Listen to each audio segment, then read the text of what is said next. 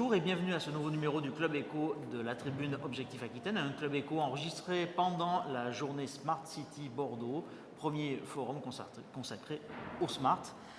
Aujourd'hui, je reçois Stéphane Defailly. Stéphane Failly est directeur général de l'établissement public d'aménagement Bordeaux-Euratlantique. Stéphane Failly, bonjour. Bonjour. Alors dites-moi, le Euratlantique, Bordeaux-Euratlantique, on résume assez rapidement sous l'appellation Euratlantique, c'est quoi? Bordeaux-Euratlantique, c'est 2 500 000 m². C'est un chiffre, hein. C'est déjà un chiffre. Voilà. À construire sur 20-25 ans, on verra la réalité. Projet à moyen long terme. Oui. Provoqué par l'arrivée en juillet 2017 de la ligne à grande vitesse qui va mettre Paris à 2h05 de Bordeaux. Et c'est un projet qui aujourd'hui est basculé en phase opérationnelle avec les premières grues qui sont en train d'être montées et les premiers projets immobiliers qui sont en train d'être construits. Il faut dire que le temps presse quand même. 2017, c'est après-demain, disons. C'est après-demain. Donc en 2017, on aura une idée de ce qu'est ce nouveau quartier finalement. C'est un nouveau quartier qui est à cheval sur Bordeaux, Bègles, Florac, si je Tout à fait. c'est ça. Alors, on commencera bien toucher du doigt ce qui va devenir. Alors 2017, on aura déjà les premières briques du quartier qui existeront, les premiers salariés qui travailleront là-bas, également les premiers habitants qui habiteront là-bas, puisque au total, on compte accueillir 25 000 habitants, 25 000 emplois, ce qui est très important sur un territoire de C'est style. plus qu'un nouveau quartier finalement, c'est un morceau de ville. Ouais, c'est un morceau de ville, une ville moyenne. D'accord. Et dites-moi, parmi les dossiers un peu chaud de Bordeaux-Atlantique, il y a Belvédère. Est-ce que vous pouvez nous en dire plus, sachant que je crois que les choses se font en ce moment même. Ah, tout à fait. Où on se parle quasiment. Tout à fait. Alors, en ce moment, d'ailleurs, nous avons hâte, puisque nous avons lancé une consultation pour commercialiser en une seule fois 140 000 m² à construire, de bureaux, de commerces, de logements, sur la rive droite de la Garonne, sur un site emblématique. Qui est le débouché du pont Saint-Jean, un endroit qui aujourd'hui ressemble à un échangeur autoroutier, oui, c'est vrai. donc qui n'existe pas. Oui, c'est effectivement une sorte de friche. Exactement. Et nous recevons aujourd'hui même les candidatures pour participer à cette belle aventure. Avec pour nous un enjeu très important, parce que quand on met en vente 140 000 m², le grand risque c'est, en gros, est-ce qu'on va avoir que les très grands qu'on connaît partout? Vrai, tout à fait, les grands acteurs. Même. Voilà. Certains d'ailleurs qui sont sponsors du forum Smart City auquel nous sommes, voilà, et qui savent faire, c'est pas la question. Mais nous avons voulu notamment faire en sorte de laisser leur chance à tous les acteurs de toutes les tailles. Et nous avons pour ça commencé à parler très tôt du projet, en espérant que donner aux petites structures le temps de s'organiser, de se grouper. Donc la réponse, est-ce qu'on aura réussi ou pas? Et je n'en sais absolument rien à l'heure où on parle. À l'heure où on parle, non, les enveloppes n'ont pas été ouvertes. Non, pas du tout. Elles arrivent jusqu'à 17h ce soir. Il est 12h30. Voilà. Il ne reste plus que quelques heures avant l'ouverture de... Mais nous avons hâte. Le jury va se réunir quand et la réponse? Alors, là nous sommes dans une première phase qui va nous amener à choisir 3 équipes avec lesquelles nous avons travaillé près d'1 an, qui vont elles-mêmes choisir chacune leur architecte, pour un choix en mars 2016, au moment d'un très très grand salon de l'immobilier qui est le MIPIM à Cannes. Et donc aujourd'hui, notre première étape qui consiste à choisir les candidats, ça va être dans le mois qui suit. Nous allons retenir ces 3 candidats et retenir ces 3 candidats sur un critère qui pour nous est important, qui est de dire quelle est leur vision, quelle est leur ambition. Quand j'ai parlé avec toutes les équipes qui m'ont testé sur savoir qu'est-ce qu'on attendait, je leur ai dit une seule chose, ne soyez pas tièdes. D'accord. Ok, c'est une bonne chose. Donc il faut s'attendre d'abord à une vision long-termiste de la part de ces candidats, et deuxièmement peut-être à des gestes architecturaux un peu originaux. Alors à ce stade, nous ne choisissons pas sur la base architecturale. Vous avez raison, c'est vrai. Et précisément parce que ce qui nous intéressait avant de choisir les architectes, c'est déjà de choisir le programme. Voir la manière dont sont abordés des sujets très simples. Par exemple, c'est quoi un immeuble de bureau demain? Comment va-t-on travailler dans 15 ans? Et ça fait partie des questions sur lesquelles nous allons finalement choisir des équipes. C'est quelles sont les équipes qui sont capables de nous donner une vision. Est-ce la bonne? Je n'en sais rien. En tout cas, d'apporter de la prospective finalement dans leur candidature. Tout à fait. Bon, ça fait partie des sujets qui sont abordés pendant cette journée consacrée au Smart City.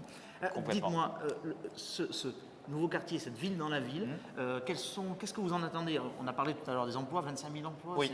Qu'est-ce que vous en attendez économiquement? Qu'est-ce que vous en espérez, vous, à un titre, je vais dire, presque personnel en tant que directeur général Tout à quand fait. même. Quels sont vos espoirs concernant ce quartier-là? Alors, d'abord, ce qu'il faut bien comprendre, c'est qu'on est sur une opération absolument indispensable pour tirer tous les effets de la ligne à grande vitesse. Il y a une étude de PricewaterhouseCoopers qui devrait sortir dans les jours qui viennent, qui pointe notamment dans les critères les plus importants pour qu'une ligne à grande vitesse produise ses effets, la notion de symbiose. C'est-à-dire comment est-ce que le territoire s'est préparé à accueillir. Et du coup, à accueillir des entreprises, des habitants. Bien sûr, des commerces. Voilà. Des Comment est-ce qu'on fait quelque part pour que Paris devienne la banlieue de Bordeaux pour tout un tas d'entreprises? D'un point de vue temporaire, je dirais, ou temporal, ce sera le cas. Ce Oui. sera presque l'approche banlieue pour certains. Exactement. Et donc ça, la chance qu'on a, c'est que le sujet a été pris au bon moment, à partir de 2008. Ce sont d'ailleurs les élus du territoire, toutes tendances confondues, qui sont allés demander à l'État de s'investir aussi dans ce domaine. Et d'où cette opération. Donc notre premier enjeu, c'est comment est-ce qu'on va réussir à attirer des entreprises. C'est une question qu'on me pose souvent, pas tellement du territoire bordelais ou aquitain. Il y en aura forcément, et notamment au début. Exogènes, oui. Voilà. Et pour ça, il faut vraiment qu'on aille les chercher, avec les dents, les convaincre, leur expliquer quels sont les atouts absolument extraordinaires de Bordeaux. Moi qui suis un ancien Parisien… Vous êtes un néo-bordelais, ouais. Je suis un néo-bordelais de 6 mois. Vous êtes convaincu? Ah, totalement. Totalement. Totalement. Et il y a deux choses qui m'ont frappé de manière très forte dans mes premiers mois ici. La première, c'est l'optimisme. L'optimisme qui est palpable. Alors, dans les entreprises, chez les créateurs d'entreprises, bien entendu, mais partout, dans la rue, ça se sent. Il y a vraiment un optimisme bordelais qui, je peux vous le dire, quand on vient de la grisaille mentale parisienne, fait un bien fou. Bon. Et la deuxième chose que j'ai découverte aussi avec surprise, mais qui finalement est très cohérent avec cet optimisme qui se sent, c'est que Bordeaux est sans doute une des villes en France qui produit le plus de nouvelles entreprises en ce moment. Et ce n'est pas pour rien.